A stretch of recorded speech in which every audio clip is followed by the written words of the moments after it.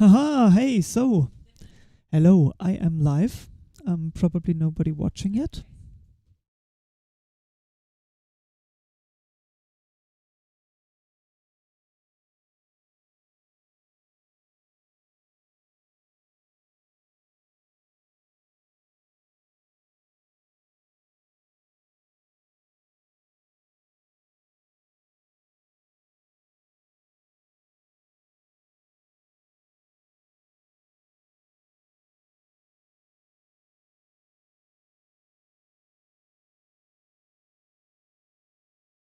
So, yes, like I said, I'm here, I'm streaming. I also wanna set up my desktop audio so you can hear that. That will most likely be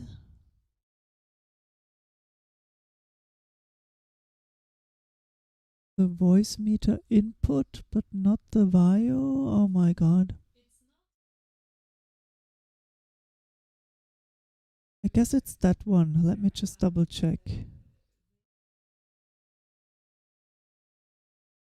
Is it that one? No, that's not it. Um,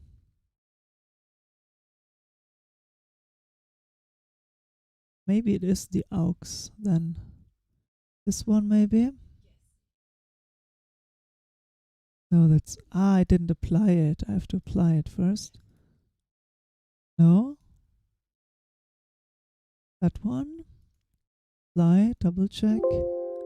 Aha, here we go. Yes, this is the one. So now you can also hear my desktop audio.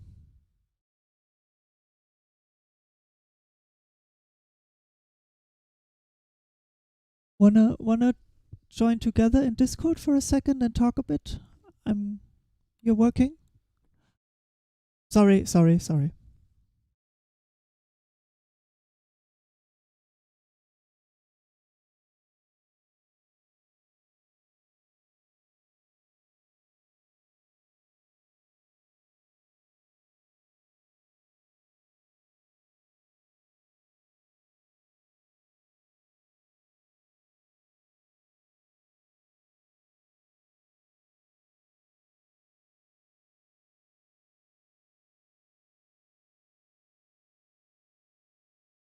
So yes, if anybody's here, please write in chat. I think I'm also gonna post this on... Here I can already go live with my GravityDex stuff. And let's see where this brings us, right? I'm gonna post you that link. Wait, this is not what I want. I think it's here. Yes, it's here.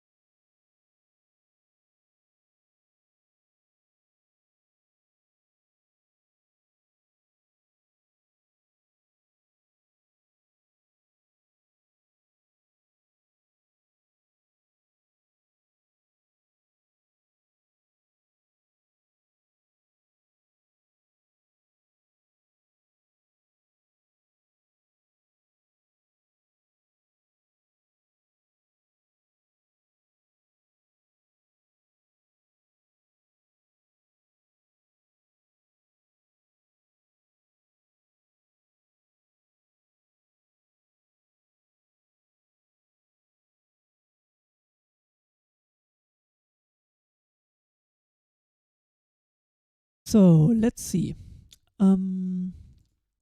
There we go. That's that.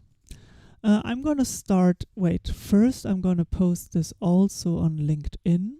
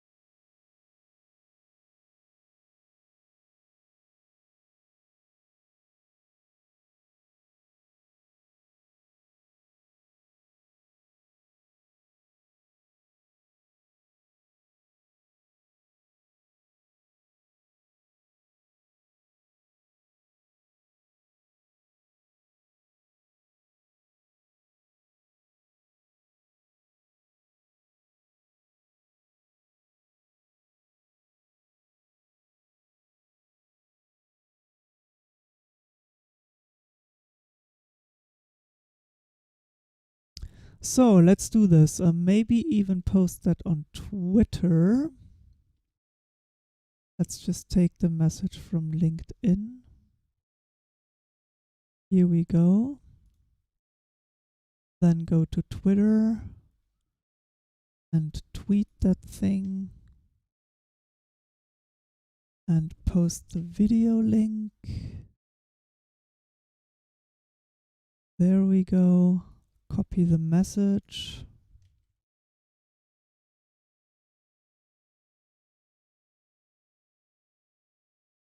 I think I can also tweet it in the Cosmos group.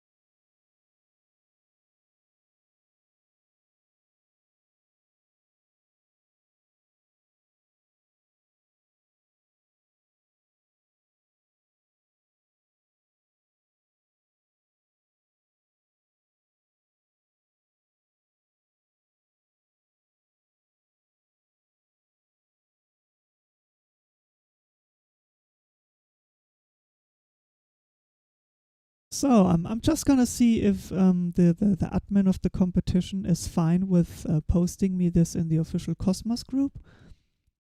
So until then,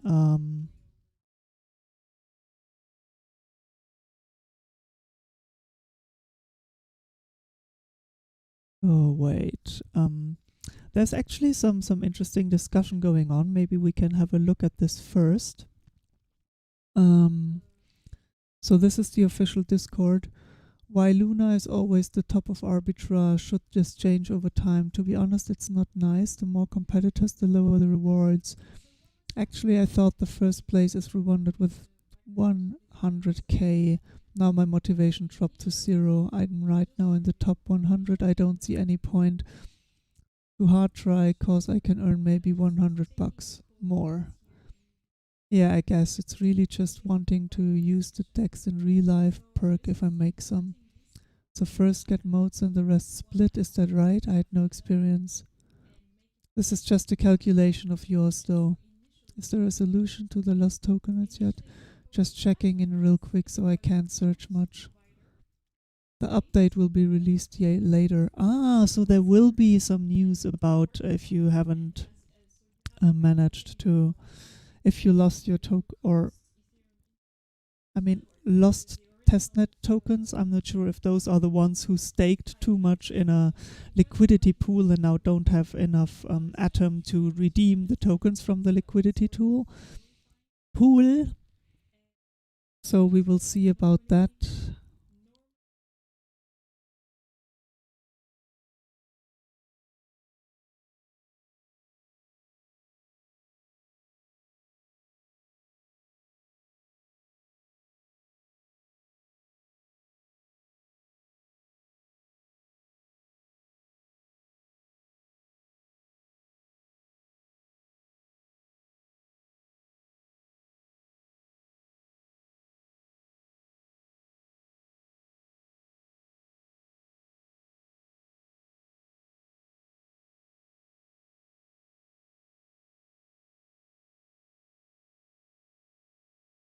So let's see if she answers. I'm gonna ping her up here as well.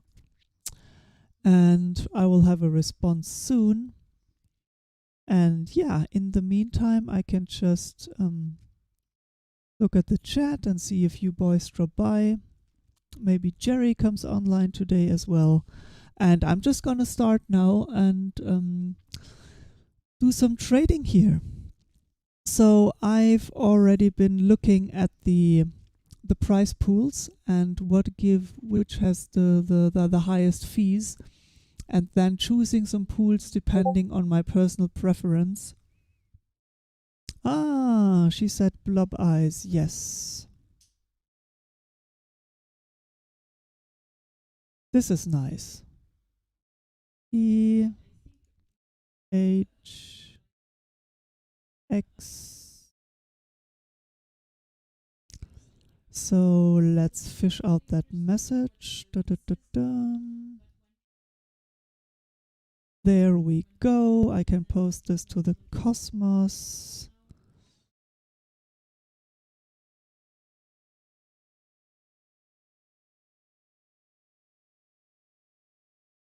So this should be relatively nice. Yeah, like I said.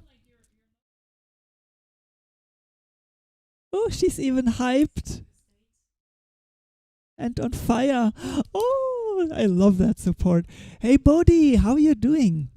Yeah, man, I just started. I also got permission to post a link to this to this live stream in the GravityDex testnet channel. So this makes me happy. Maybe some more people will join us. So I've just explained what I'm gonna do. I already unstaked all my pools because I have to set 3 new ones. My strategy is actually to just invest in the pools that give me the most rewards, and I don't want to trade that much through arbitrary trading. I just want to basically sit in the pools and bet my money on tokens where I think, hey, those are good tokens. I think they will perform pretty well, and just have those 3 pools running and hope to get some fees. And just, I mean, at the moment, I'm just very happy that my money doesn't go away. I mean, we all started with 40,000, but as you can see here, those transaction fees per transaction, those are pretty hefty, and I think my best bet is to just make as little transactions as possible. So I have to make those 3 swaps, and I have to make those 3 liquidity pools that I open, and so I'm gonna do that. I'm also in the meantime just answer some of those guys.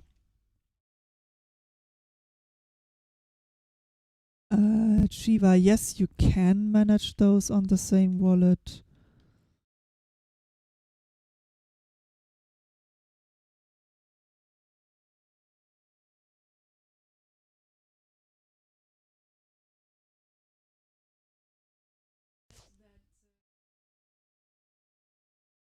So actually I should also change my name.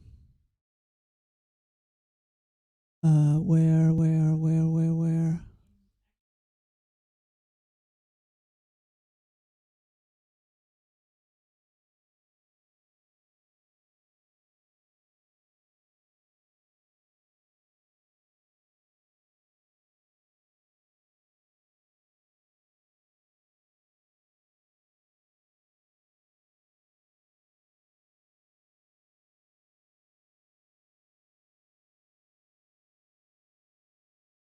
Oh damn, how can I change my name here? This is so annoying.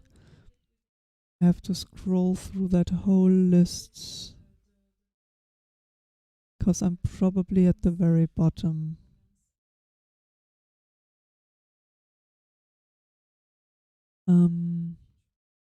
No, I'm not at the very bottom.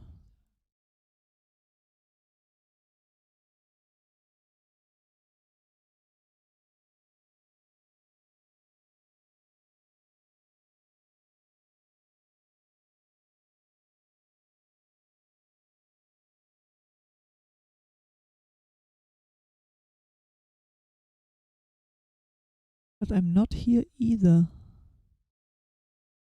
Ah, here, change nickname.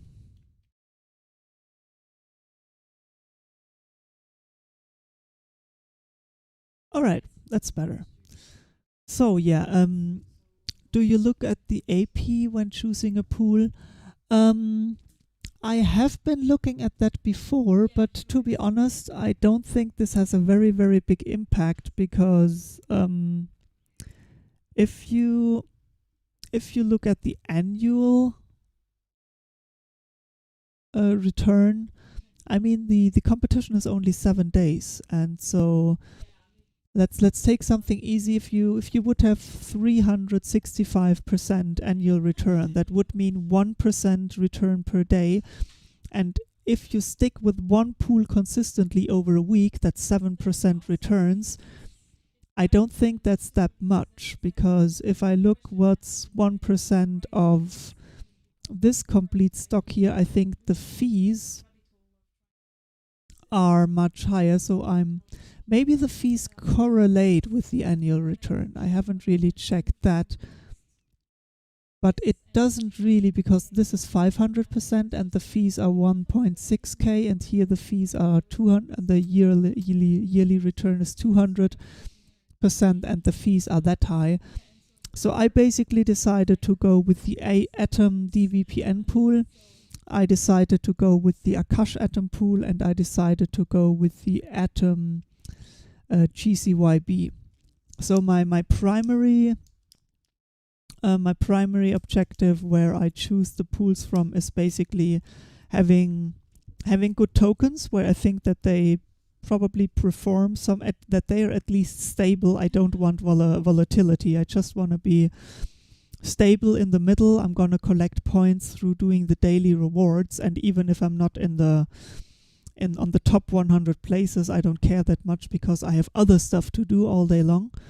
I just want to participate here. I want to help them test the network. So if they write something in the Discord where they say like, hey, can you maybe focus on doing this and that, then I'm going to help them testing those transactions. But I don't care about being in the top tier of the competition thing, because day trading is not my thing anyway. I'm more of a hodler. So yeah. And also, by the way, you can ask me all kinds of deep tech questions. I'm a blockchain researcher. So I got into blockchain in 2013. I studied computer science, but at that time universities weren't teaching anything about blockchain. So I decided to not finish university and just research on blockchain myself. I read a lot of papers and then decided to publish stuff with a friend of mine who is a lawyer. And now I'm basing my latest project, or the next project that I'm planning to start, is going into writing smart legal contracts. So I'll probably have to develop a new programming language that allows you to write smart contracts that are kind of following the logic of the law. So in my particular case, that would mean developing a programming language that is in German and uses the terminology from the German law, and then we would build the specific transactions that would come with those legal terms. So this is something I've been planning on, and I published some papers. If you're interested, you should actually find the link to my homepage, Privacy by Blockchain Design, somewhere in the description, I hope. If it's not there, let me know. But yeah, this is just a little bit to my background, so you can ask me any questions. I know quite a lot about stuff about blockchain from the technical, theoretical side. I'm not that deep into the projects, but I'm actually starting to do that, and the whole Cosmos ecosystem interests me very much. I'm also very interested in the Polkadot system, but I think this is in its very much infancy, so I think Cosmos has had a bit of a head start. So this is why I'm checking out the Cosmos as much. And actually DVPN, back when it was Sentinel back in the days, is something that got me very, very interested, and where I see a very strong team behind it, a very good theoretical approach, very good system design. And so this is how I came into the Cosmos world, and now I've decided to join this pool. So that's the background story, and now let's continue on the GravityDex. So I'm going to choose those 3 pools. So I already calculated the percentiles in which I need Atom, DVPN, and Akash, and GCYB to make my pools. And now I'm gonna have to look at the swaps that I need to do. So I have a total of, let's say, 40,000, and when I divide this by 6,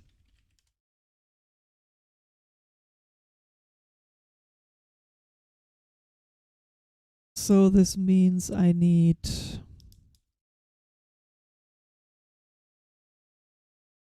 let's say 6,600 on every coin. And this times 3 is 20,000. So I need 20,000 atoms, preferably a bit more, and then 6,600 each on the DVPN, the Akash, and the GCYB. So let's see what I already have. On GYBC I have far too much. On Atom I don't have enough. On DVPN I also don't have enough. So I probably, if I subtract 7,000 from the DVPN and push it to Atom, I should be fine. So let's oh no, I don't want Cortana. What the hell? So I need my calculator again, and then I have to divide 488 divided by 13 times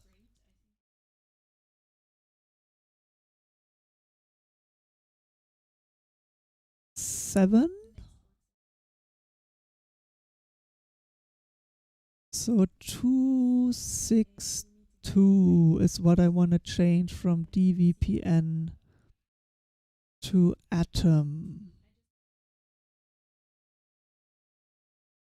So DVPN to Atom, and I want 262. Let's try to make this swap.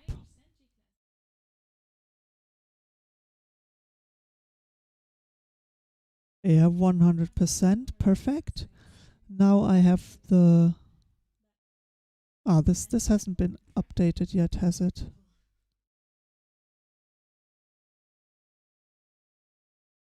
Wait.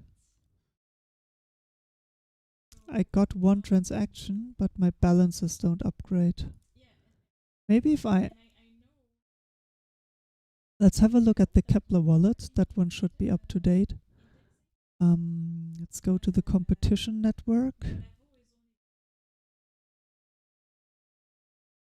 It somehow didn't work. That's curious. I found an interesting bug. Hey, Anya! I'm so happy that you're here and supporting me. Woden Boba, you think Cosmos ecosystem can pull a BSC? What is a BSC? I just want to say you're a very informative guy, and that makes you very, very cool. Thank you, man. Thank you. Yeah, I'm just hoping that I can share some knowledge and stuff. So, good. I don't know what about that transaction. Do I have a transaction history somewhere?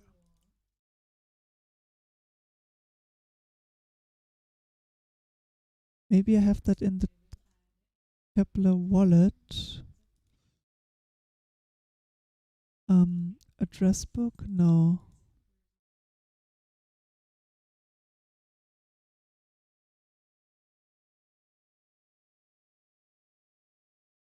No, that's also not it.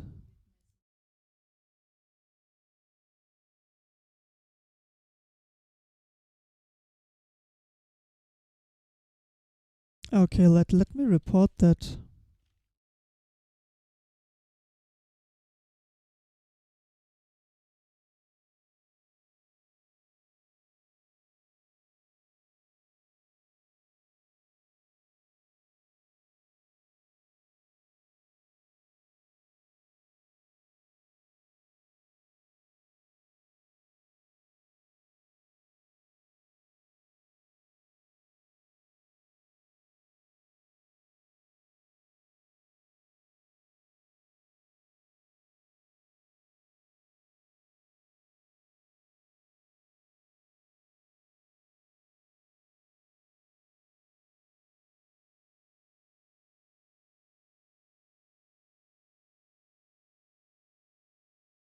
Okay, but then I mean,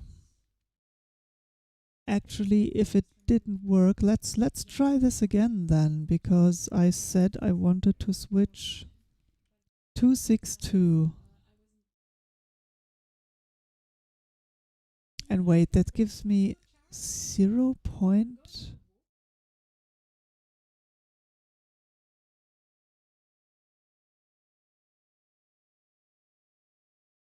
Oh,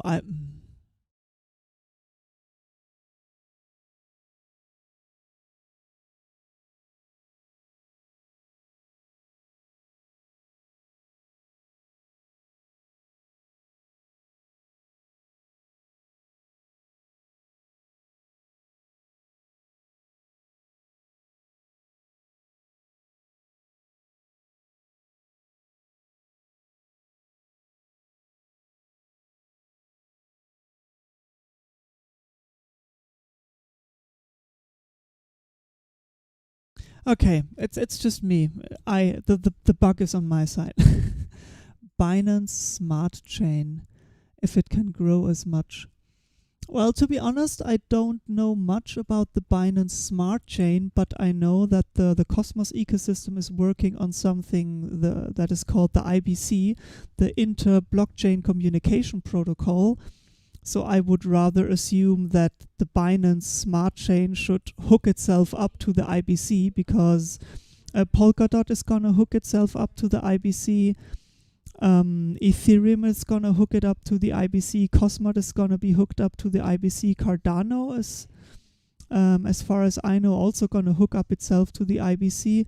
And they're going to be native implementations to the IBC in Rust and what was the other language? I'm going to make a more detailed video about that and who's going to hook up. So, but I think the Binance Smart Chain, it's just one project, and we need solution for the whole blockchain ecosystem to become an internet of blockchains. Like, if one big player, if it's like, hey, I'm Binance and I want everybody to use the Binance Smart Chain, they are a company that wants to earn money, then we are in the same situation like we are today.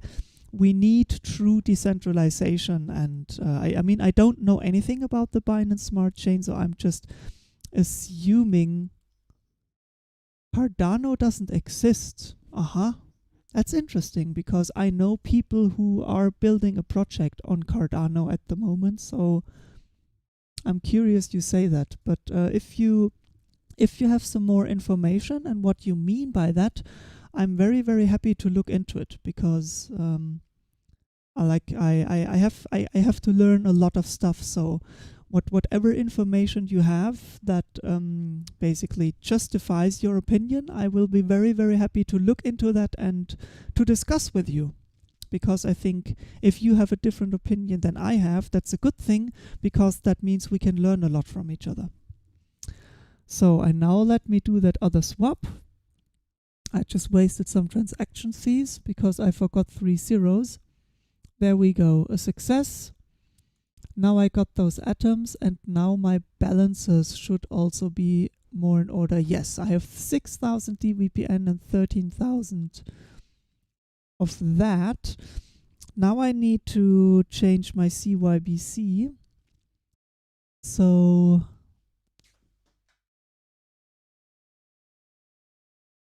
but wait, if I put, ja, ja. Oh, hört man mich auch?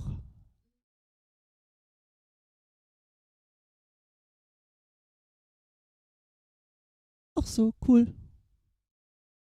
Danke. All right, yeah, so yeah, that's good, that's cool. So I need to switch.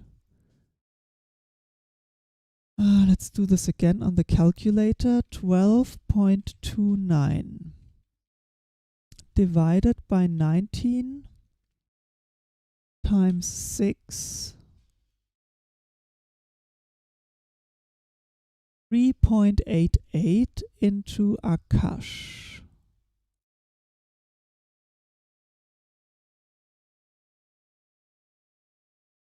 how much did I say? 3.88.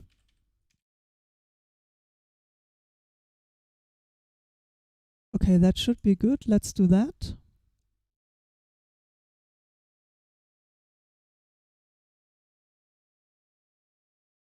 Yep, approve.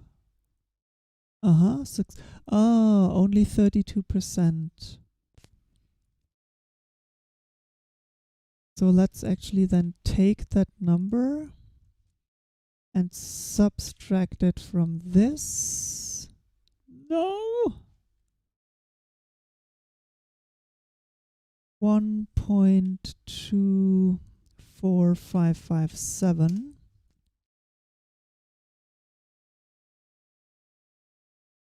Then I need another transaction with 2.63548. 2.63548. Swap that. That's probably also not going to be enough.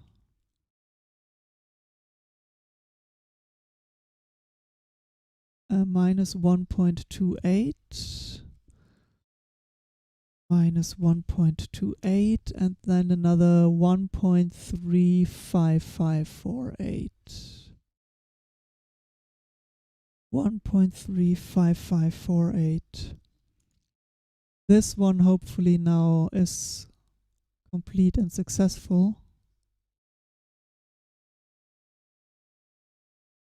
96. Okay, that's good enough. And now I should have which one do you believe in more, ADA or Ethereum? I love them equally though. This is gonna be a bit longer of a discussion because I don't think Ethereum is built in a way that it's gonna be here for very, very long. I look at Ethereum as a transitional technology. So basically, if you want to say like the ROL of the internet, because Ethereum at its core is not really scalable. It's basically like the execution of the Ethereum network is decentralized.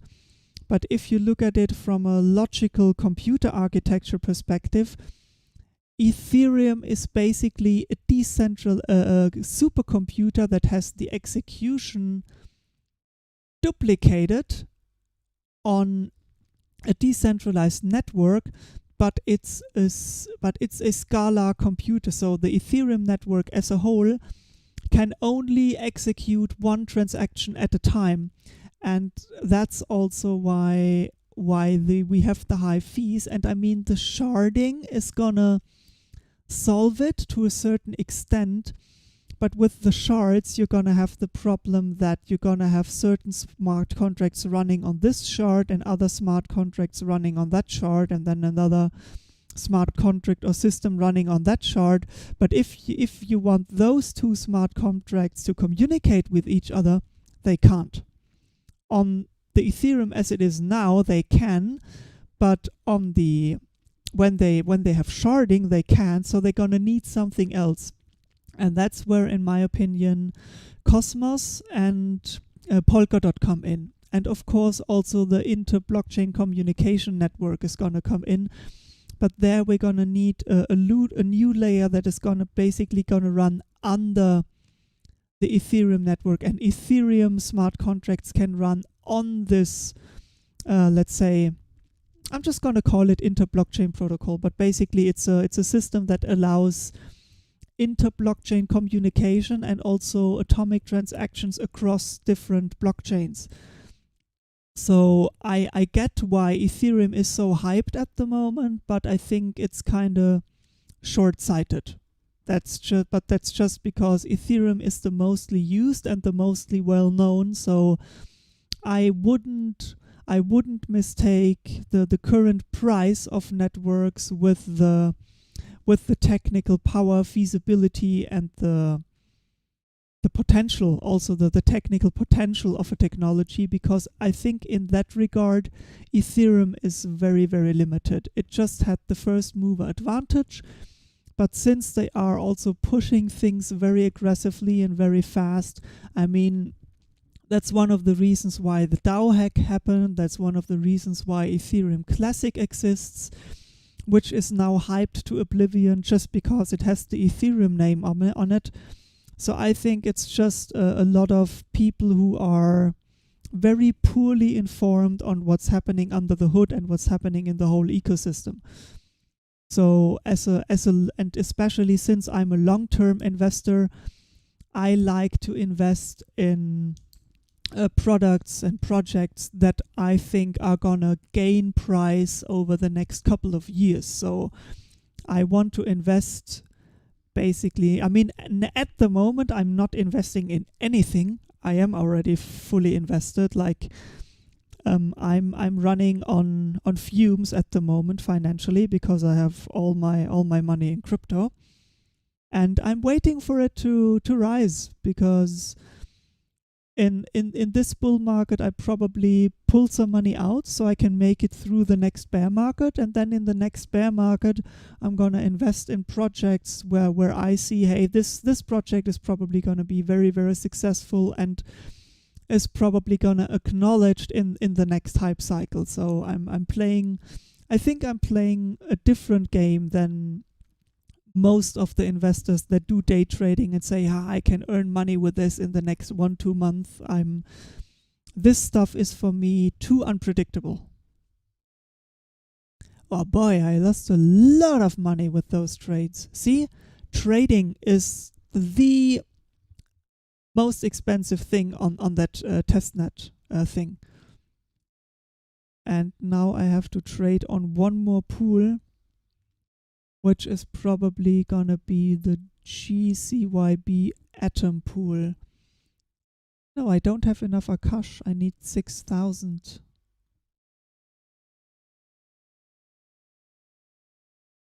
But I didn't burn that much money through transaction fees, did I? Holy fuck.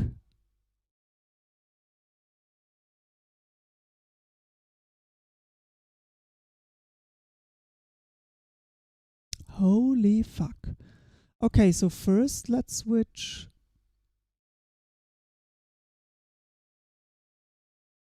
Okay. Let's take out the Cardano. Let's take out that calculator again. Oh wait, we still have it here. So now I need my 8.46 GCYB divided by 13 times 6.2. So let's push over 4 Akash, 4 GYBC into Atom. Swap. Atom, let's switch this around. No, this way. I want 4. Let's hope this transaction goes through and is fully filled. Yes, oh, thank God.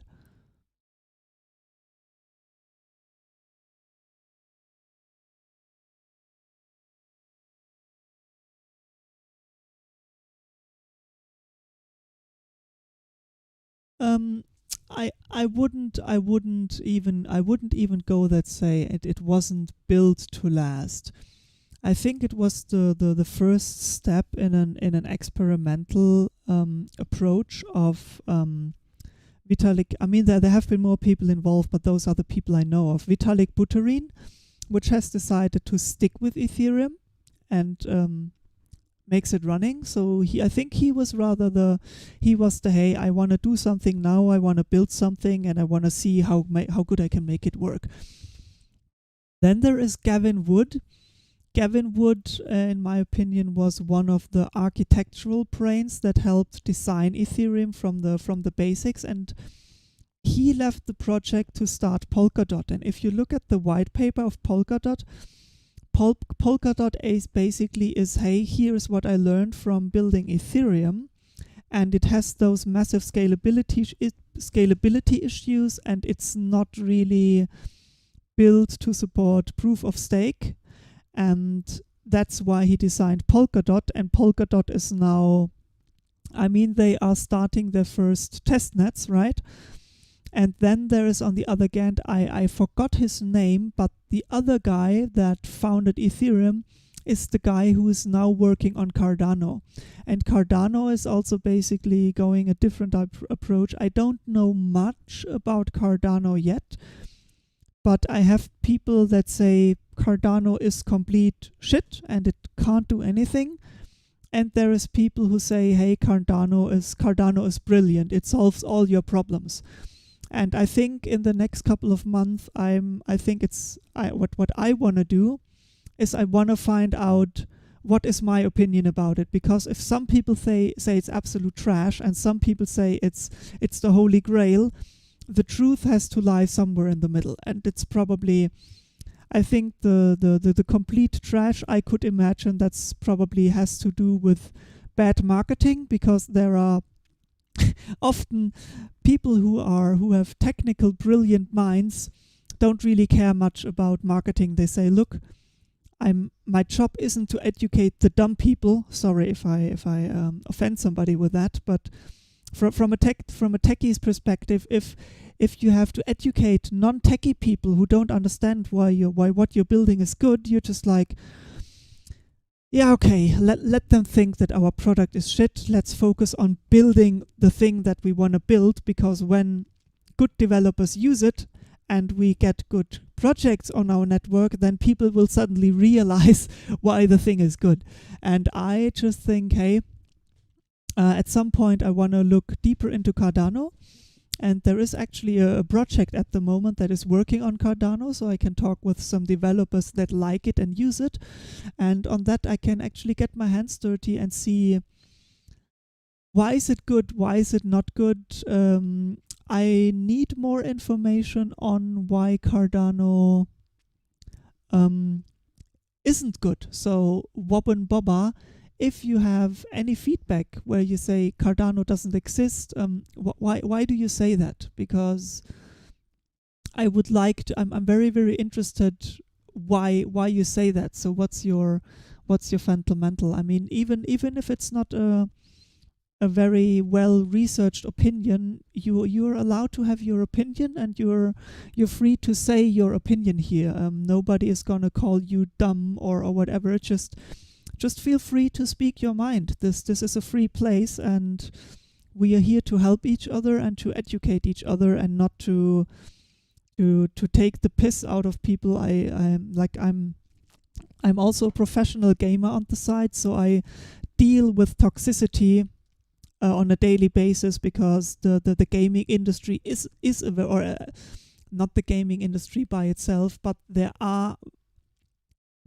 enough toxic people in the gaming communities, so it makes an impact, and you have to deal with them every day. Because, I mean, what can we do? We can't just exclude them or kill those people. I mean, we don't want to be Nazis, right? I think even people who annoy us, we have to kind of understand where their anger and where their problems are coming from, and we just have to suffocate them in love. I think this is the only way how we can get out of this vicious cycle of people being toxic and people being violent towards each other. So, that being said, back to my transactions. Okay, I now have my 20k of this, and I can swap a little bit to the Akash, but actually I don't want to do another transaction at the moment. I just sit on a little bit more CYBC and a little bit less Akash. Those should equal each other out and should leave me enough Atom to be safe to make those other transactions. So now let's build those pools. So we want to go on the pool Atom DVPN. We're going to add liquidity to the max. No, we can't. We have to go to the max here, 0.07, and let us add this pool.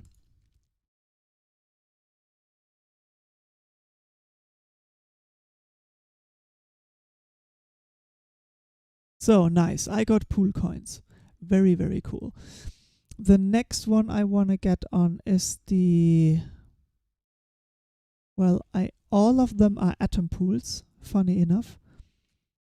The next one I care about is the, actually wait, do I have enough to fill all 3 pools, or do I have to choose?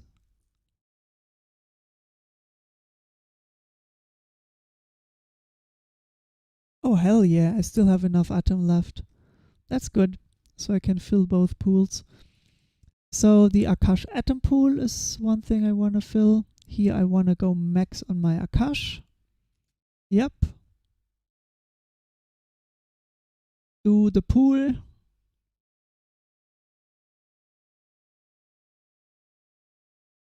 I know, man, I know. That's what my girlfriend, she's sitting here in the same office with me. She's currently becoming a blockchain dev, and she staked all her atom in a liquidity pool, and now she can't get it out. So she is one of those poor people that really need that yeah, Bodhi, I know. I almost did it. The last one I was atom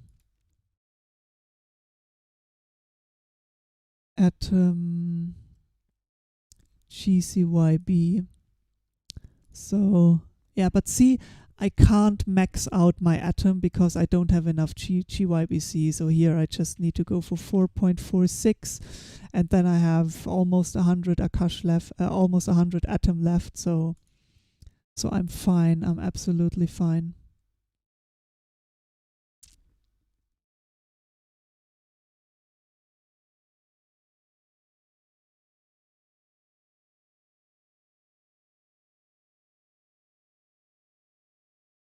Yep, so here. Now I'm staked in the liquidity pools again. Let me check if I'm on the right testnet. Yes, I'm on competition. Let me check my rank on the...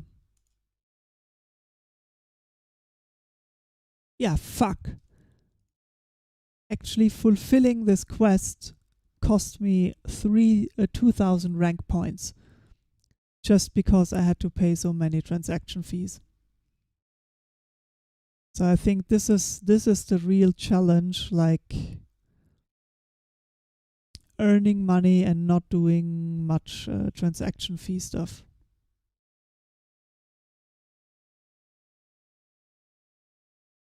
Yeah, but hey, it is what it is.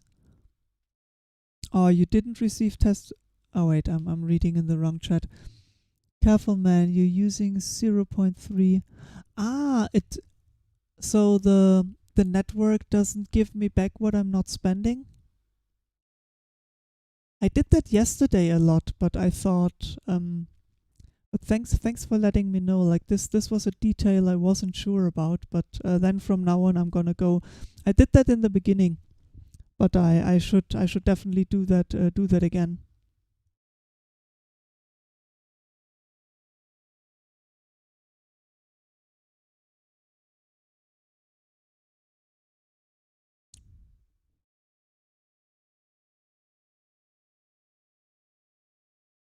So okay.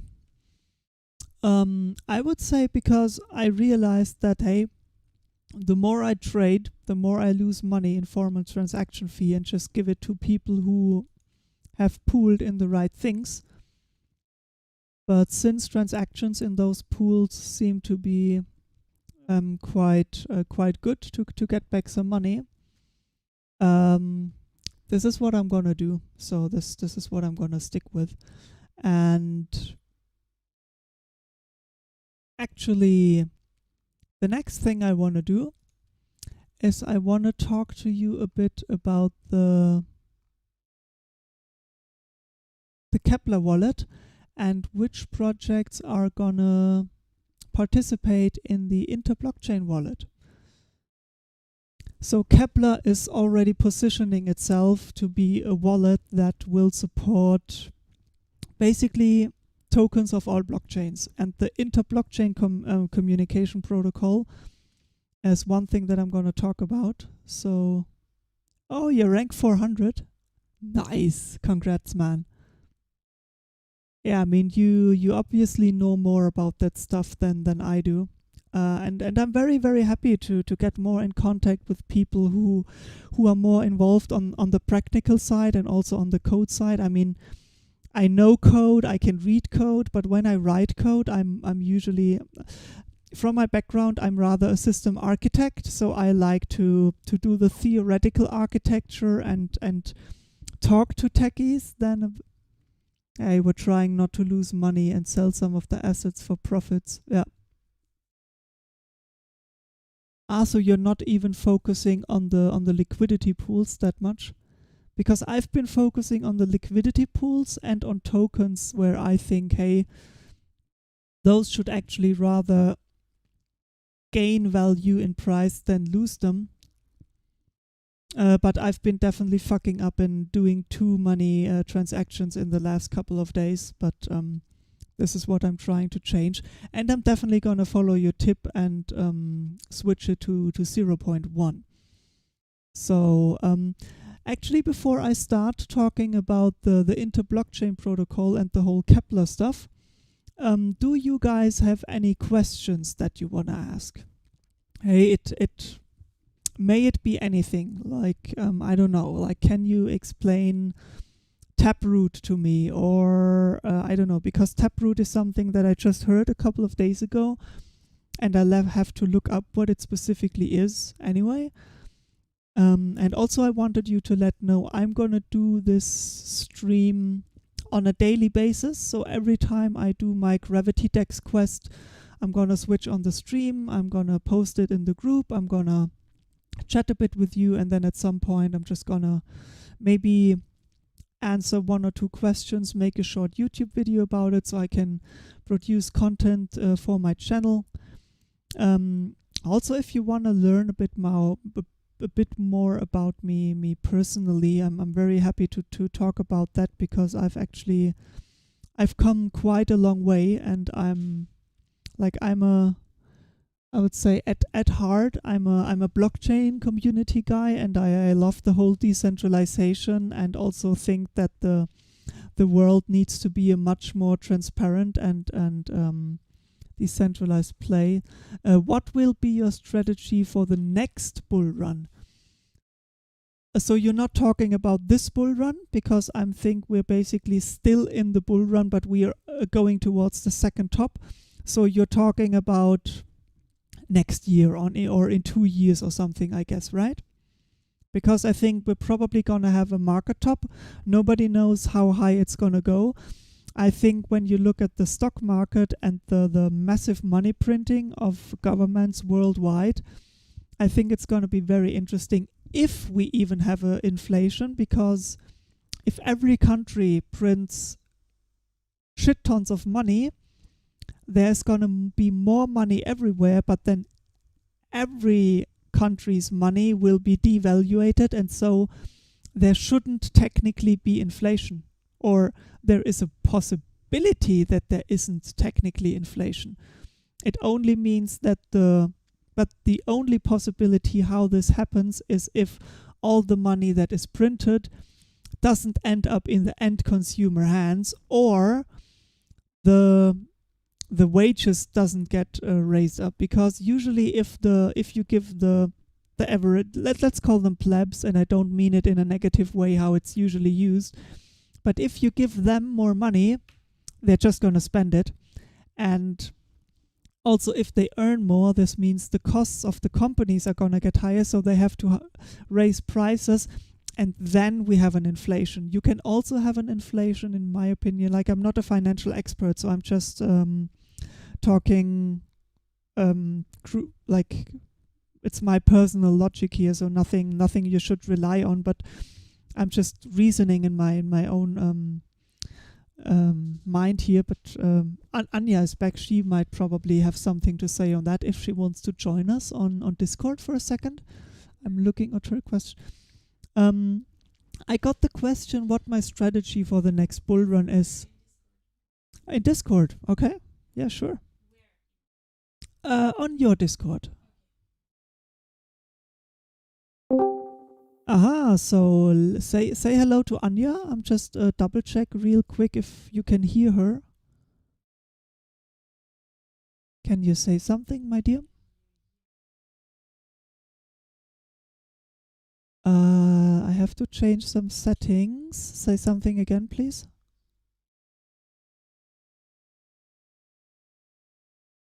Say something again.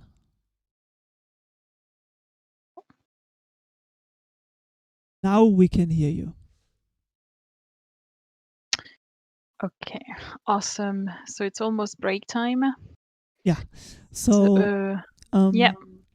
I got the question in chat, what will be your strategy for the next bull run? So I've been talking a bit about that there are many things to consider. So I'm assuming he is asking for the next bull run in a couple of years. So because now we probably have the second top of this bull run, then we probably have a bear market, and then we're gonna have another bull run. And things to consider is, of course, the massive money printing that has been happening, and I'm thinking it's not 100% sure that this leads to an inflation. Actually, I can put your stream on my screen as well, so people can see you, if that's all right with you.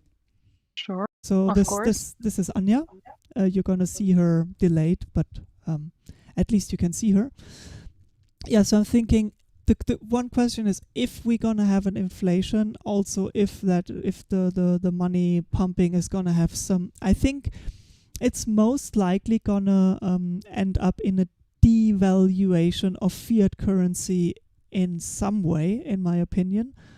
And then it's also going to be a lot of people are talking about a massive crash in the stock market. The next deadline that I got from a broker of a friend of mine is that between now and the 1st of June, everything is going to shit in the stock market.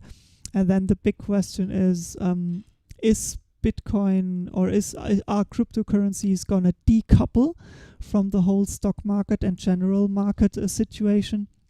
I expect it to decouple to a certain extent, because I mean there's just so much money so much value generated in the crypto space, and I think we're gonna have the massive dumps and the high rejection when the prices go up, because people just I mean they have their own interests, they want to maintain their business and stuff. But before I go on with this, I actually would like to hear Anya's take on that kind, with all the money printing and the financial crisis and inflation and decoupling of crypto and bull market, because she taught me so much over the last years. And even though she always says that she's a mini dev and she can't do anything and she knows nothing, she is a crazy mastermind. She is full of knowledge and she knows so much, and her opinion is always very, very valuable to me. So Anya, what's your take on this? Hey, thanks a lot. So yes, I definitely do not think I am an expert, and whatever I'm gonna say is definitely not financial advice. So can we just refocus the question a little bit? So is the question more or less how I will prepare for the next bull run? So not the one that is happening now, but the one after that. The question is, what is my strategy for the next bull run? And since I don't really have one yet, usually the first thing when I evaluate a strategy is I talk to Anya about it, because she is such a genius. So yeah, so I guess the way I'm going to go about all of this is, first of all, no one can predict what's going to happen. We have to keep like big upsides, big downsides, etc. in mind. So I like to play safe. I'm normally rather safe when I invest or the way in which I'm using my money. Some people may consider that I'm like risking a lot because at the moment most of the let's say liquid assets I have are actually in cryptos.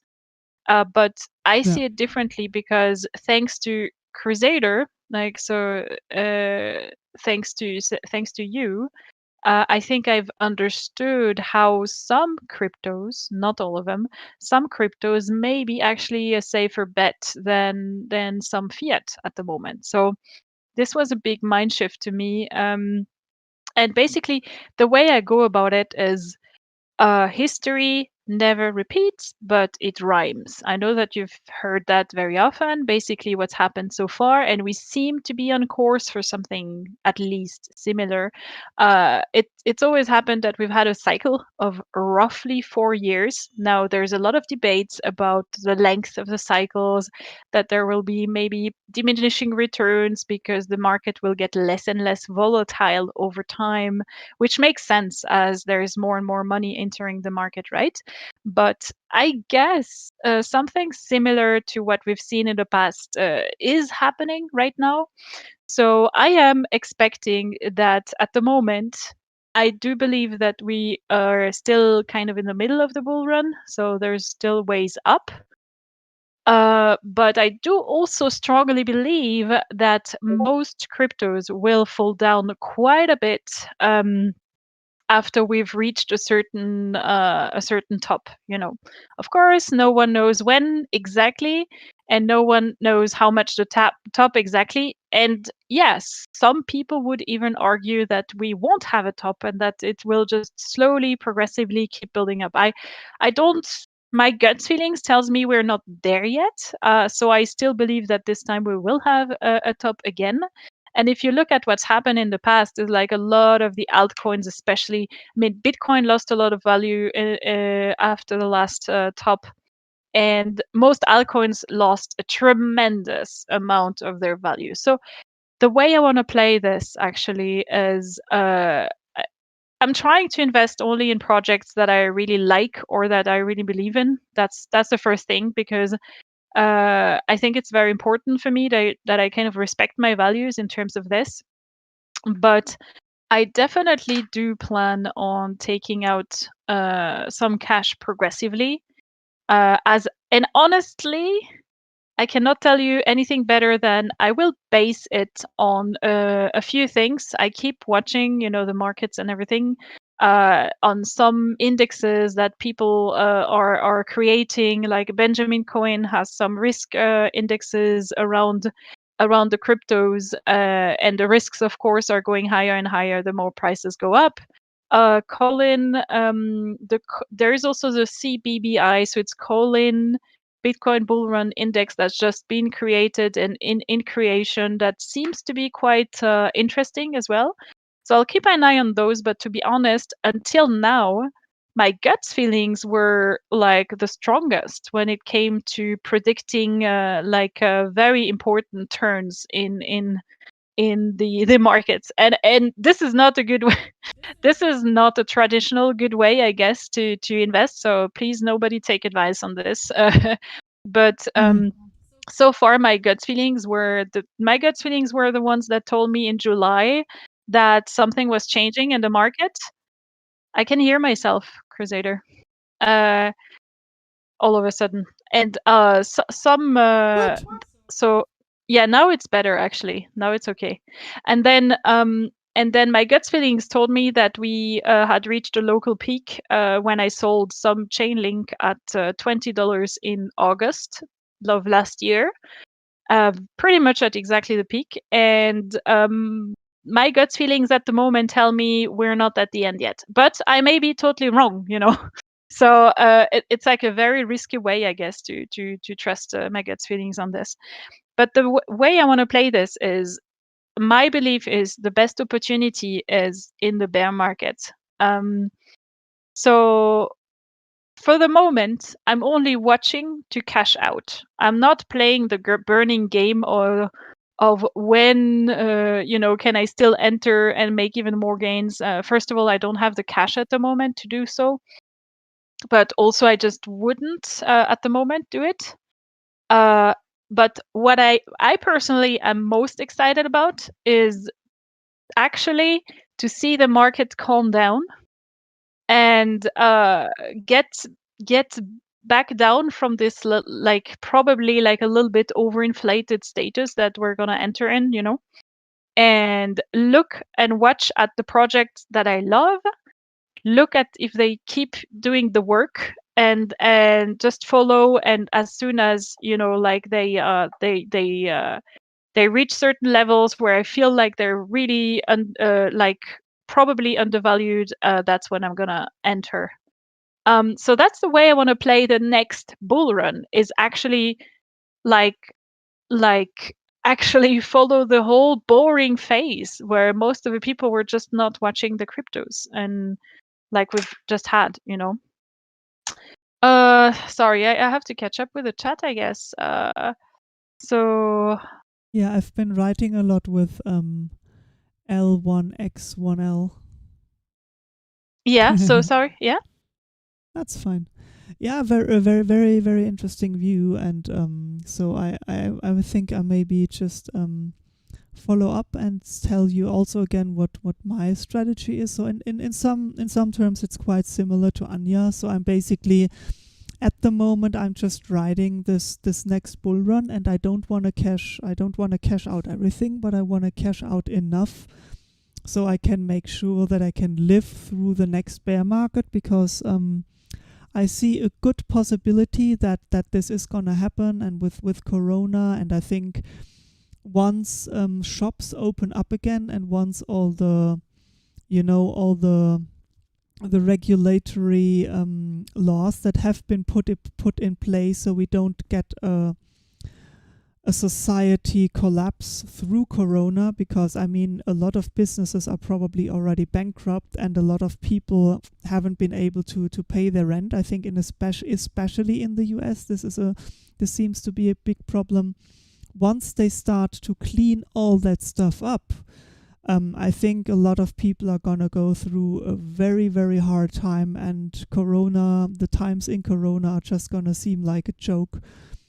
So I want to be prepared for this, so I'm first of all, I'm fine myself, and hopefully I will have enough monetary power, so to say, to help other people out if they need help, because this is really going to be a phase where you can show that you care about other human beings. And I think also the crypto sphere is going to have a lot of potential in that time to help people out by giving some airdrops, giving people something to work with, something to do with, maybe building up an online business. And since for whatever reason, yeah, but I'm losing my red thread here.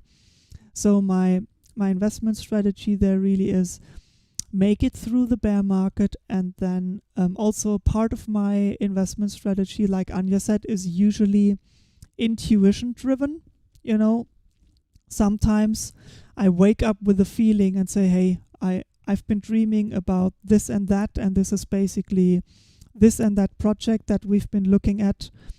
I have a gut feeling this is going to be amazing. I think I should invest in that. And usually then I wait, sleep another night over it, and kind of sometimes I meditate on that kind of stuff. And then when I have this intuition over a couple of days, because sometimes if you have something on one day, you can be wrong, or you can be misguided or misleading. And whenever I have a gut feeling, I'm also trying to rationally justify it. So I'm going to look in the project, I'm going to look on some assumptions, throw them back and forth, talk to Anya. And then when my intuition is aligning with my rational viewpoint on that, that's usually when I make decisions and start investing or start selling stuff. So I don't have a very concrete strategy for the next bull run. I just have this abstract strategy that I want to build a safe foundation to live on, to have a happy life, to do what I want to do. I mean, we're also getting married this year. On a side note, on my sorry, Don't die. Don't die. I Yeah, I muted mean, myself, but they could hear me coughing through Anya's microphone. I mean, so Okay. I just want to jump on that because Yeah. Please do. like it's a little bit philosophical and maybe a little bit off topic, some people would say, but actually, I love what you just said between like when your rational like side and your guts feeling sides align, because I don't know about you guys, but in the past, for whatever decision in love, in friendship, for career, for work, for investing, that's always been my best decisions. When I took decisions, when finally, like the guts feelings and the rational side aligned. And sometimes you gotta leave it some time, because you're not there yet, right? So it's the same for me in love or something. I remember a friend of mine. She was in a toxic relationship, and but she was so in love. Her rational side said, leave that guy, or whatever, this is not working, or whatever. Her guts feelings, or like her love side, was telling her, okay, I'm so in love. And when it's like that, you just gotta leave it some time. Sometimes just be a little patient up until the point where all of a sudden, boom, everything aligns. But yeah, anyways, that's a little bit off topic, but I don't know if that's the best way of taking decisions. I would definitely advise you not to take financial advice from us. Oh yeah, uh, absolutely. Don't take. I mean, yeah. I mean, Anya. I would say it's not dumb to take financial advice from Anya, but sometimes we just maybe give advice now and then our gut feelings change and you act on something that we say now, but yes, then it's gonna be the completely wrong call. So and that's why I was yeah. gonna say, look, all things being equal, here's what I'm going to do in the next bear market, theoretically, if there's one, and the next bull run. But that is all things being equal. If anything major happens, I may totally change my feeling. I will reflect on this. I will inform myself, and this will also feed my rational side and my gut feeling side. And then I may completely change direction and even decide that cryptos are not safe anymore, because something could happen in the crypto world as well, or in the legislation world. I mean, I don't see it coming at the moment, but it could. And that's why be careful, because you only just hear our opinion or anyone else's opinion for that time being, as of now. And yeah, that it's only valuable with the current knowledge that Yeah. someone has, which also is limited, because you don't know everything that's happening at the moment. So yeah.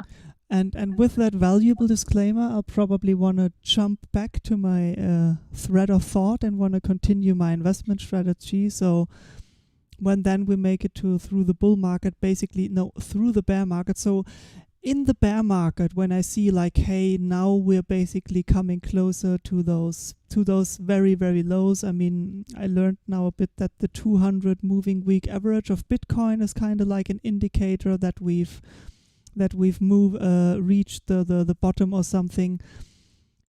During that time, this is when I'm gonna invest more time into researching about interesting projects. So I'm gonna look at projects when everybody, when all the financial, the white collars, the guys who are like, hey, crypto, nice, we can make quick bucks, we can squeeze out other people who are dumb as fuck and they don't know how to trade, and we can just take their money. It's like taking candy from a baby. And when they are all out, when they have basically played their game and they fucked people over like they do every year and all over again. I mean, if you look into history and how that happens, but I don't want to get into that. It's going to be highly emotional again and I'm going to lose myself. So when we have a clean slate again and everything is at the baseline and we have only people in the crypto projects who say, hey, I'm hodling because I believe in this project and the volatility. I don't care about the volatility, and that's actually one big important part of my investment strategy. I'm playing it for the long game, because in the next 1 to 2 decades, I know if you invest only $1,000 or $2,000 right now in the right projects, in 10 to 20 millions, in 10 to 20 years, you're gonna be a millionaire, guaranteed.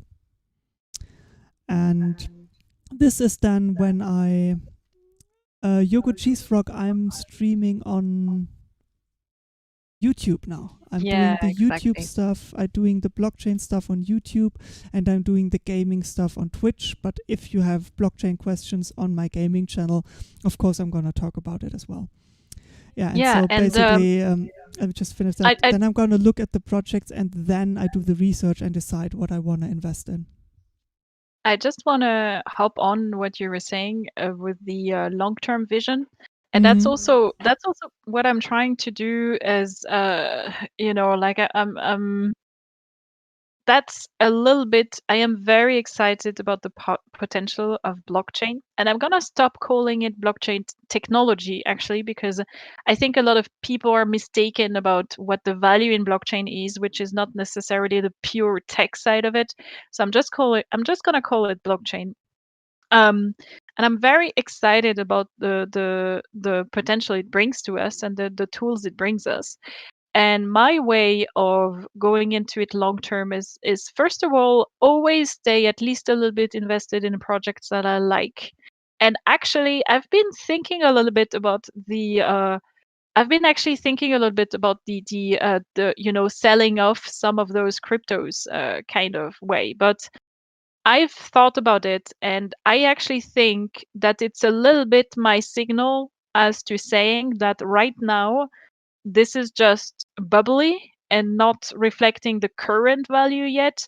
On the other hand, me being willing to buy the crypto again when it's going down so much will help stabilize the crypto to levels that are like more close to its value and less undervalued. So I kind of think it's actually kind of right, because otherwise I'm just saying, yeah, sure, bubble, that's totally normal, or that's the value. I don't think it is, when it comes, it goes too quickly, too far.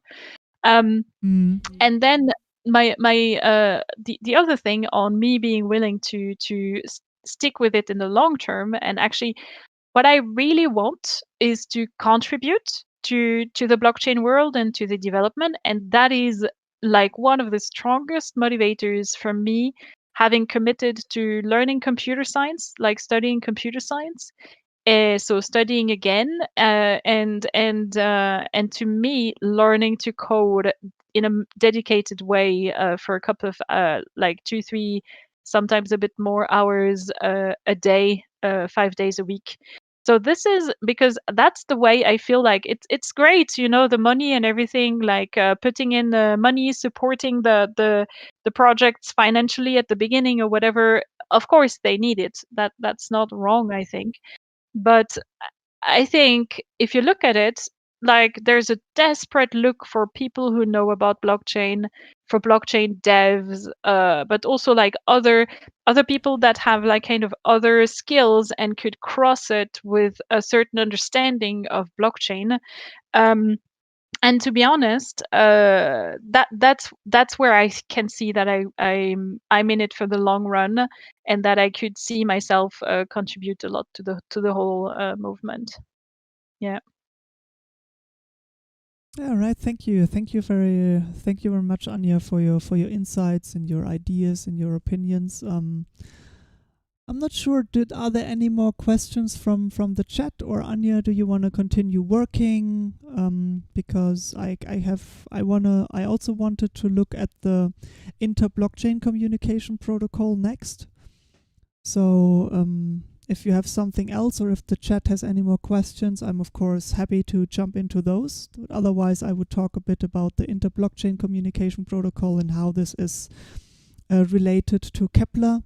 I can also then answer some questions about this and how it's gonna help, in my opinion, or how it will make the blockchain ecosystem grow together, because the inter-blockchain communication protocol will connect Ethereum, Polkadot, Cosmos, and some other projects, but we're gonna go into the details a little bit there. Streamception. I'm thinking that on my end, I may actually try and fix the bugs that we have on our app, on the Crowfall app. Ooh, amazing. Thank you. I'm saying I'll just have a look at it. I don't know how much more my brain can focus without food. So I'll just try and do one work session and see how it goes. There's food. Oh, there's food? Yeah, it's food ready for the eating. Eat it. Because my stomach is... I felt like I've been digesting all night. Okay. No more details. Okay. So I'll just try and get to this, I think. So all right. Speak later and have an awesome session. Yeah, thank you for being here, Anja. Have a good work session. See you later. No problem.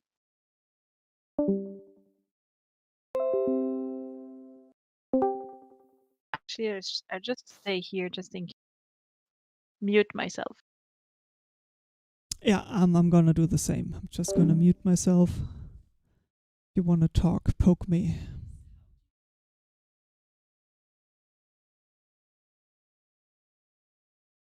So I'm gonna put Anja back over there. And probably gonna put my chat up here. Yeah, because I can type here, there you can see who I am. So that's nice. And now we can talk about the IBC. So I've already made a video about the inter-blockchain protocol. I'm basically just explaining why it is such a big deal and basically what it does and why there is so much potential on it, in my opinion. I can share you the link real quick if you want. I just have to manage all my browsers because this is a dirty mess at the moment. I'm gonna go to my channel and I'm gonna take this here. This is the one.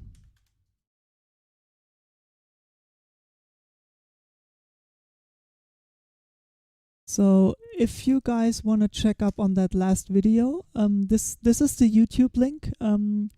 You can check this out afterwards. And now I think I'm just gonna start a recording.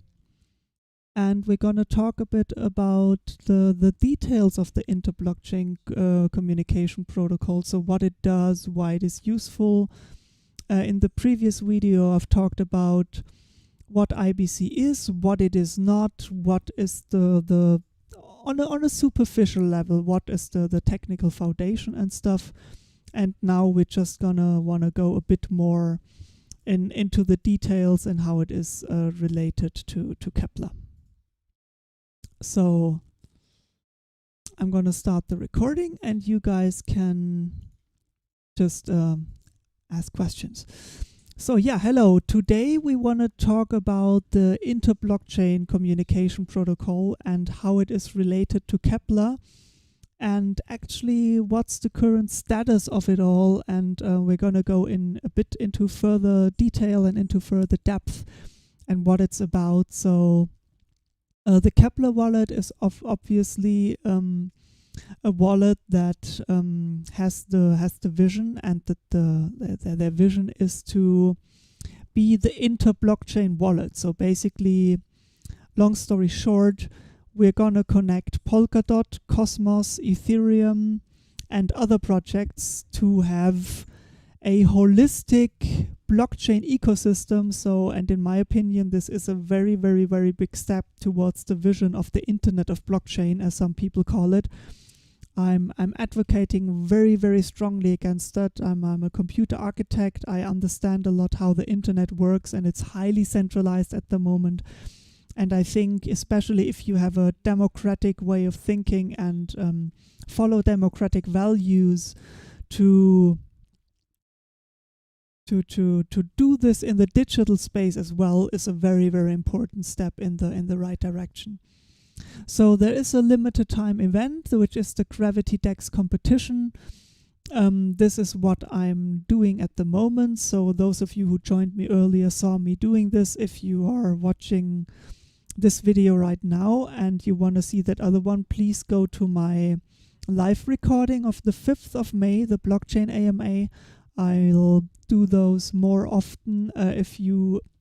If I'm not doing them, I think not enough people are interested in it. So if you stumble across my video and say, hey, actually, I would like to ask this guy one or two questions, let me know, write me a comment, contact me, write me on the website, Privacy by Blockchain Design. I think you're going to figure it out how to contact me. I'm not protecting my personal data very strongly because I want people to find me, and I will do those blockchain AMAs just for you if necessary. I don't care if you're the only viewer, as long as you're writing with me in chat. I'm a very social person, although I'm an introvert, but you'll get to know me, and if you can put up with me and how I am, if I don't have to put on a mask for you, then we're gonna get along fine, I promise. So we're gonna skip all the DEX trading competition. We're gonna get into that. Integrating Kepler is also what we're not interested at the moment. Also not reporting a bug. We're gonna skip the official tutorials. General questions, those are also not things we wanna get into at the moment. Here, we want to get into what chains are natively supported by the IBC protocol. So we can already see the Cosmos Hub is obviously the ecosystem where the IBC originated, to my best knowledge. So they have IBC transfers enabled. Then the IrisNet, they are also participating in the... You're a big introvert too. So the IrisNet is also participating in the GravityDex competition, and they have IBCs activated. I don't know what Iris is, to be honest, so I can't tell you now. If you're interested to learn more about Iris, let me know in the comments, then I'm gonna make a video about it. Akash is basically decentralized cloud. They have IBC enabled, so on those blockchains, you could, for example, send your Atom Cosmos Hub tokens on the Akash network and then do stuff with your Atom tokens on the Akash network. So it's not exchanging tokens, it's really transferring tokens to another network, and then that network can build transactions where you can use those non-native tokens.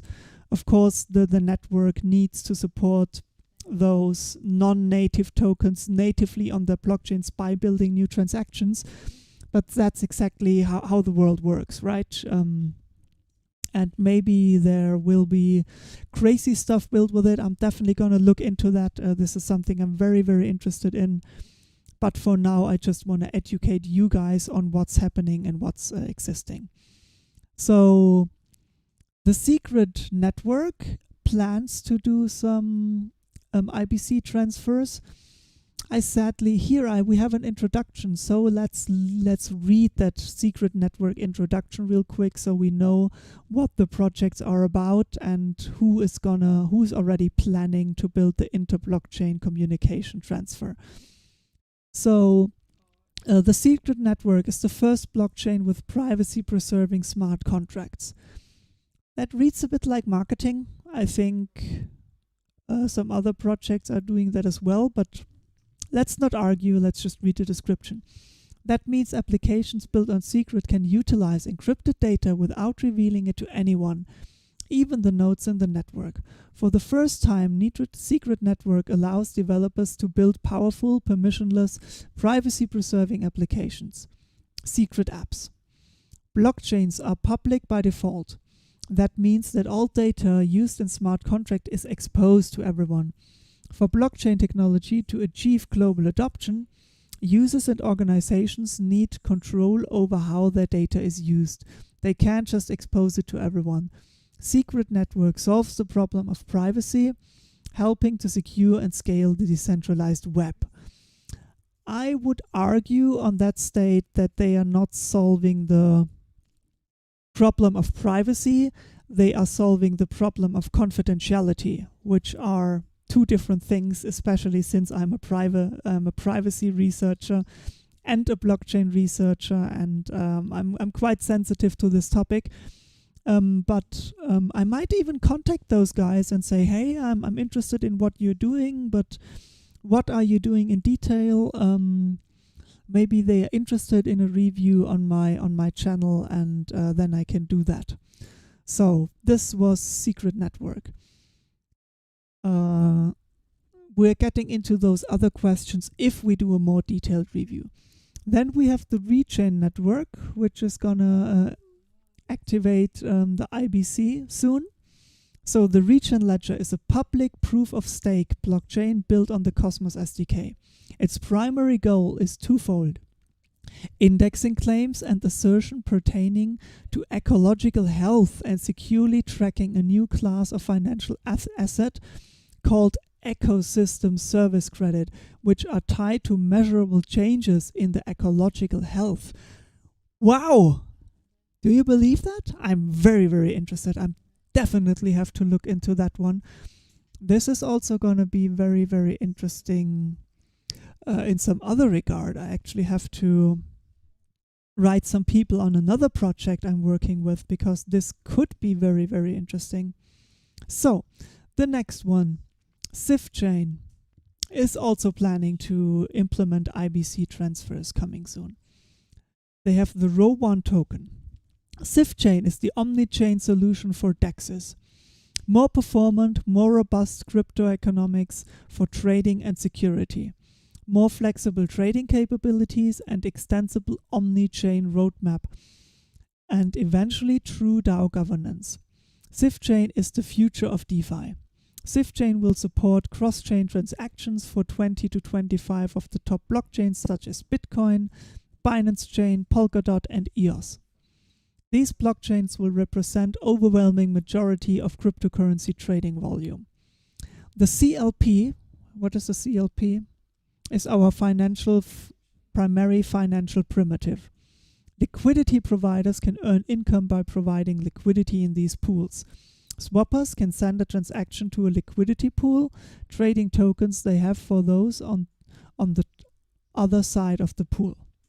Okay, this is a bit more, I mean, this is basically, it sounds to me like it's the same thing than GravityDex. I might look into this if somebody's interested, but I don't feel the tingling at the moment. Sentinel has a different item, but I know quite a good amount of Sentinel. I'm a very big fan of Sentinel, and I have Sentinel staked at the moment. Love that project. Somebody's writing all the time. Oh no, Anya is working. That's nice. So, the Sentinel network is a network layer that enables a true peer-to-peer and decentralized applications on resource marketplaces. Sentinel enables everyone to create public and private networks that provide access to both free and incentivized and also payment method agnostic paid services, dApps, distributed resources, enabling its client to become both producers and consumers in the network.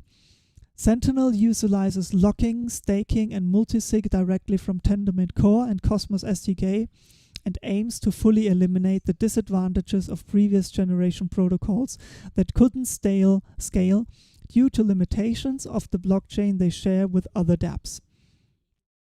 or that have an unsustainable economic model and reduce usability or access to the product that they offer. What they haven't mentioned is that they are also planning to implement a decentralized chat and decentralized voice over IP.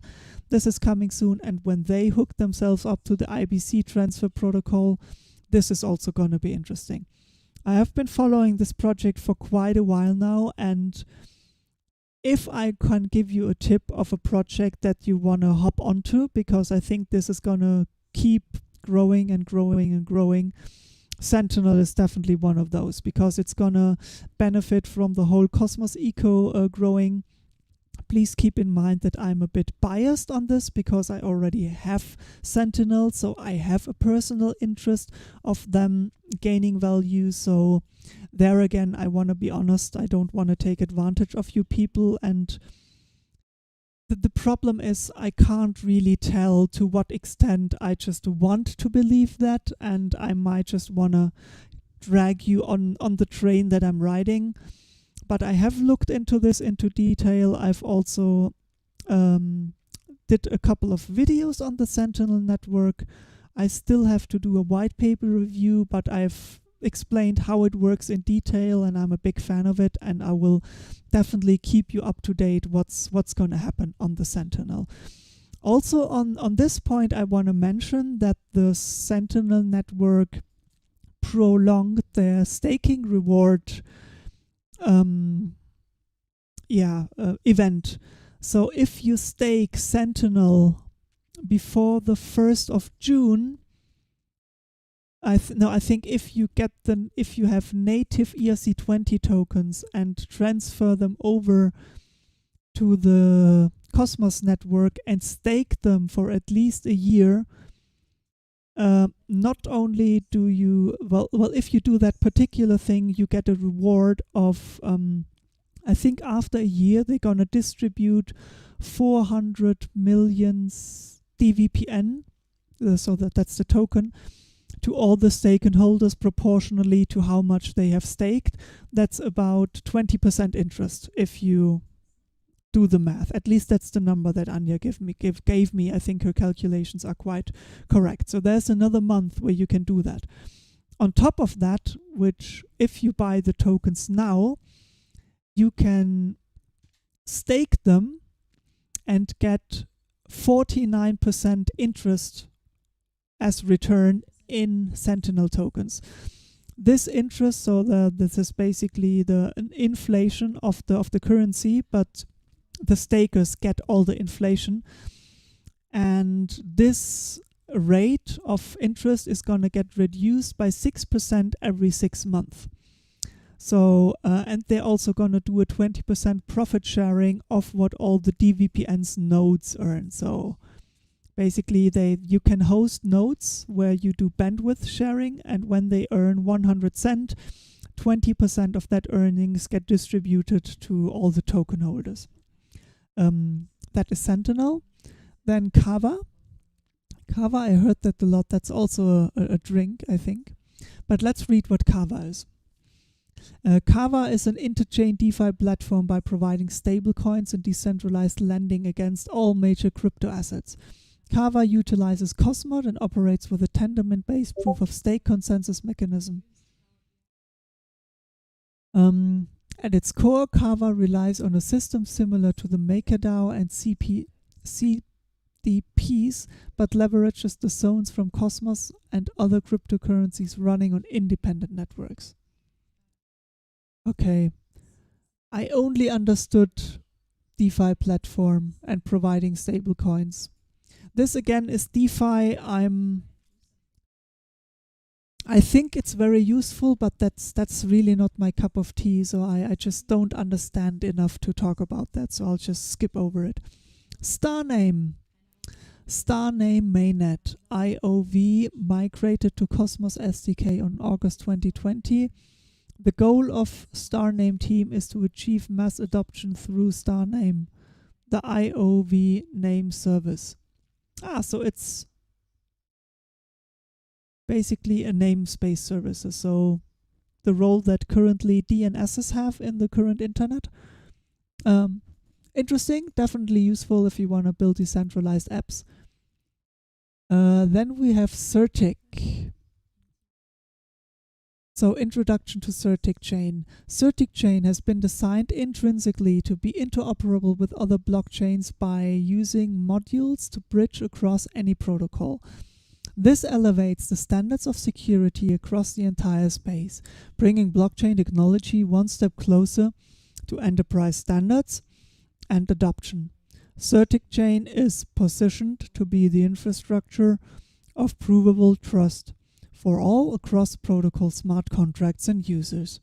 The Certic chain utilizes a dedicated proof of stake protocol in order to secure the chain, while enabling fast, finality, and scalable transactions. This, combined with Certic Shield and decentralized governance proposal, ensures that there are a plethora of ways for Certic chain to get involved, collect CTK, and assist in sculpting the future of blockchain with security at the focal point. Visit the so what do they actually do? Infrastructure for protocol smart contracts and users with delegated proof of stake. I think I would have to look deeper into that, but I'm not sure it's very well explained what they want to do. Okay, Cyber, the Euler 6. Cyber is a decentralized Google. Okay, see, there we know what they want to do. Its mission is to create a universal search protocol to build an open semantic field of the internet with the help of blockchain technology and cyberlinks, and decentralized the infrastructure of the web with the help of the blockchain. Euler 6 is the active incentivized testnet of Cyber. Okay, this is interesting. A decentralized search engine. So, Straight Edge. Straight Edge is a general purpose WASM, so Windows, Apache, I should know that, smart contracting platform built using the Cosmos SDK and Cosm WASM. The network is governed by secured by the holders of the STR token, which is widely distributed as a modified hard spoon of the Edgeware Genesis lock drop. Okay, there are so many words in this sentence, I don't know what they mean. But WASM, so server structure for decentralized web, I guess. This is very, very, very interesting. Very cool. Now let me just follow up with one thing, and that was the IBC Cosmos. I just want to show you again.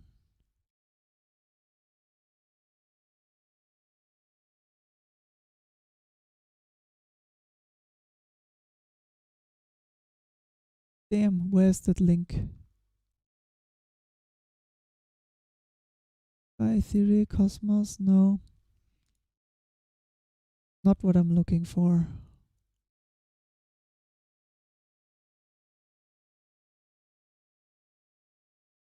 Alright. Sometimes you just have to use Google because Quant doesn't cut it yet. So basically, if I scroll down here I can go over again which implementations for IBC already exist. And we already have it on Go for the Cosmos SDK. We have it on Rust, so every blockchain that you build with Rust can use already the inter-blockchain communication protocol.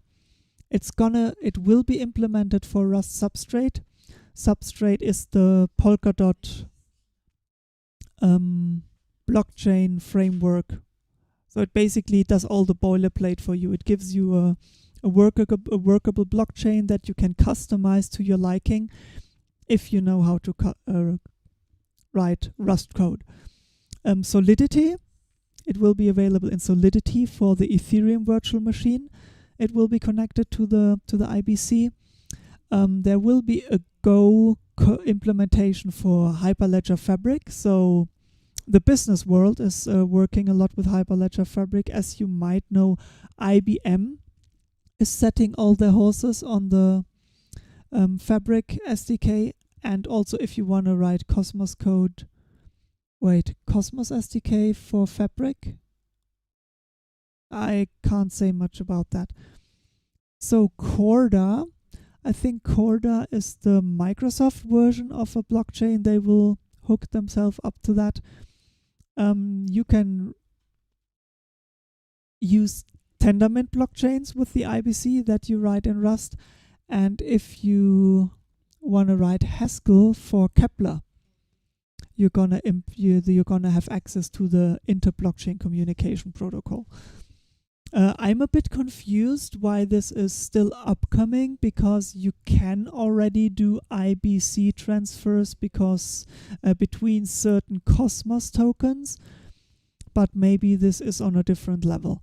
And this is basically what I want to finish with in this video. We had more details on the IBC. If you want to learn more about the technical specifications or the white paper on the inter-blockchain protocol, please let me know in the comments. If you're interested, I might spend a day in my blockchain AMA and just look into that. Thank you for watching, and bye-bye. So, that was one big recording where I talked about IBC. Now I want to look once again at my Gravity rank. Hopefully I'm still a bit up in the... Boom! Look at this! Rank 1068. I don't know what I did right, but I did obviously something right. So now I'm just not gonna touch it anymore. I think I chose good pools with high transaction fees. This pool being a competitive thing, I can only hope that other people do transactions on my liquidity pools. The good-hearted person in me hopes that they don't lose too much money by doing transactions, but it is what it is. I don't have influence on that. So, are there any more questions from chat? Is there something you want to learn about? Yay, let's go. Bodhi, maybe I can catch up to you sometime soon. But I mean, if I'm rank 1000, I wonder maybe a lot of people just didn't do their daily challenge yet. I mean, they have 10 hours left. But I guess I'm probably just gonna do my daily transactions and then put the money in those pools. I'm also always looking a bit at those prices. But I feel a lot of those coins are currently... actually, I know Atom has performed pretty well those last days. Bitsong is Bitsong a decentralized SoundCloud? I think it is. E-money I haven't read much about. But this is also rather going down. Yeah, Akash. Akash is one thing that that has gained a lot of value. Wait, did that happen just lately? Or did I invest in it just after it went up?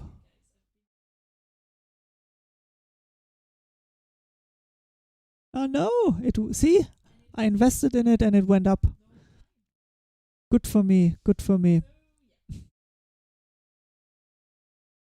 Terra, Luna is just, I mean, if you look at those discrepancies between the pool price and the Luna prices, this is weird. This is super weird.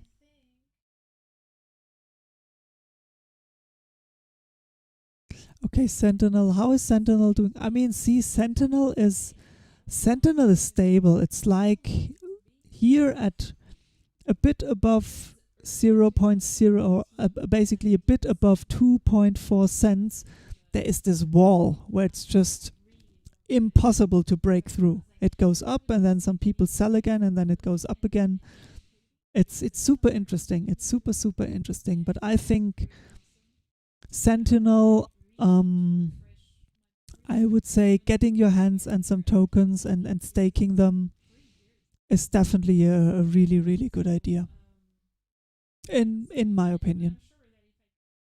But again, there I'm biased because I have a pretty substantial stake in Sentinel. A Persistence is also a coin that I haven't really looked at.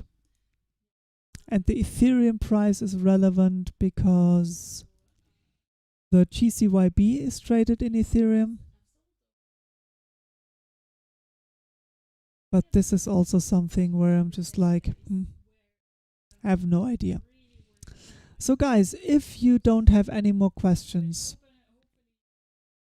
today, I will probably end the stream and feed my hungry business partner because she needs to eat something. And I'm also getting a little bit hungry and it's also time for a break. If you want, you can also, this is maybe something that I can share with you. If you want, you can follow me on Twitter. I intend to use my Twitter account a bit more those days. I also just recently changed my profile picture to laser eyes, as well on my gaming as also on my how much RP on Sentinel? 49%, Bodhi, 49%.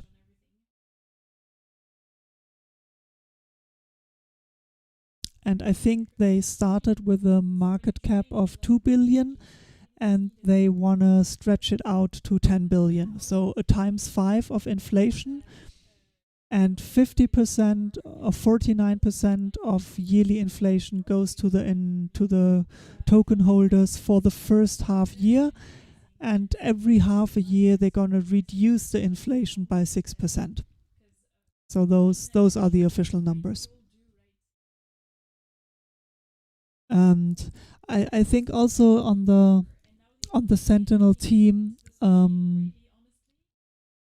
if you look at that, like they really made a good price surge. Like when they had the token drop at the very beginning, they had a good spike, but they surpassed this already. And they have business partners in the Silicon Valley. They are very well connected. They have a very solid cost base from what I can tell.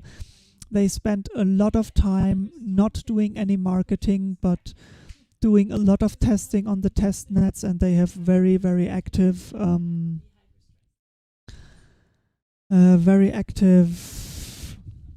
testers that also run the validator nodes at the moment.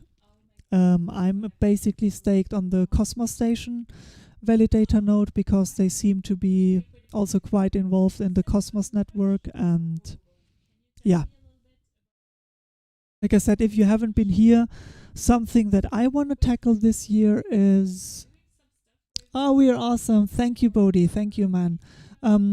I would be very happy if you stay in contact with us, if you do something or if you want to learn something about our project. We have a very collaborative mindset. Like we really despise the whole competitive mindset. So this is something we try to stay far away from. So if you can identify with that as well, just stay in contact with us, drop by on streams. If you need help with anything, if you have any questions, just write me on Twitter, or I'm maybe even thinking about opening up a Discord so we can build a community about the whole privacy by blockchain design movement, because this is until now not so much a project driven initiative, but rather looking at blockchain from a scientific side. So what are the opportunities, and what my specialty is. I have the dream that when I look at the law is actually built to make life very, very comfortable for the average human being, and regulation is mostly to regulate what the big companies and the greedy people do, so they can't fuck over the other people, like the regular people, that bad. And what I would like to do is, instead of the law being lost in the mayhem of the daily complex life, I basically want to bridge the law directly to smart contracts. So basically, in a way that a smart contract can realize when somebody is trying to break a law, which is most of the time protecting citizens, or doing something like that when you get bills because you're self-employed and you have payments, that basically the invoice and the payment are one thing, and then if the basically the guy who makes the invoice just says, yeah, well, basically it's this and this legal category, that you can just send a collection of invoices to the tax authorities and say, look guys, this is my tax filing for this year. So I think really looking at the law and translating the law directly into code, this is my vision, and this is what I want to push forward. And I also feel that this is something that I haven't at least heard about a project in the crypto sphere who is doing that. And of course I want to build this up primarily on the theoretical side, and then also after that build a specific prototype for it that is working, and that will probably be a new programming language, which then has to be ported on a particular smart contract language that can implement those legal smart contracts. So it would be a second layer solution that should preferably be usable on all parts of smart contracts. But yeah, this is what you're hopefully gonna see here on the channel and me doing in the next couple of years. I'm also the consumer representative for the German standardization organization. I have been appointed there late last year, and now I've just been invited to join the international standardization gremium for standardizing certification mechanisms for data protection after according to the GDPR. So in that sense, I also feel that I'm quite involved in the right positions in the government and the standardization area already. So now I need to build up my ties with the whole crypto community, because if I want to bridge those two worlds, I kind of also have to know the right people and say, hey, look, the regulators and the standardizations want this and that, and then I can go over there and say, but look, if you look at the technical side, you have those and these problems, and they actually want that. So how can we get a common ground, and also bringing players from both worlds at the same table and talking to each other to understand where the problems are and how we can build something for the future together. Because if we build something that we both support, then it will last, right? So the impact is also something that is very, very important to me. So, and that were my closing words. Thank you so much, guys, for watching, and I'm gonna be again tomorrow around the same time. I guess something like 12 p.m. CEST. I don't have a fixed time because I'm a crazy scientist. I just do what comes up and do how I feel like. But I'm gonna post it again on my Twitter, and I'm gonna post it again on LinkedIn, and I'm gonna post it on the GravityDex testnet. I funked her first. I actually will take your idea into consideration, and I might share it on the Cosmos Telegram as well. If I forget it, I will of course be happy if you do it already. And yeah, I love you all, and see you tomorrow if you have time to join. Bye bye. Have a good evening. Have a good day, basically.